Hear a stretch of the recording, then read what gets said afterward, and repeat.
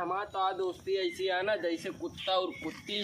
सारे गांव वाले यही कहते हैं कि इनके सबके दोस्ती जैसे कुत्ता और कुत्ती के यहाँ है। बाबा के बड़ाई करत है। अरे यार जोन कहा, लेकिन अपने सबके दोस्ती नहीं आया ना, देख के जला थे गौला वाले। जला थे तो भाई 10-12 साल से यही ना, यही खातिर यार बाबा। सही है यार, सही कहा था। अब इन चाय देखे गौना कहीं चलवा ना तो देख के जरिए कहीं या जाता। हाँ दोनों हाँ कभो अपने के दोस्ती छोड़ा ही ना चाहिए, चाहे लड़की हो चाहे जे हो। बीच में लड़की कभो ना लाया बाबा। हाँ बाबा सही कहा था तो कहा।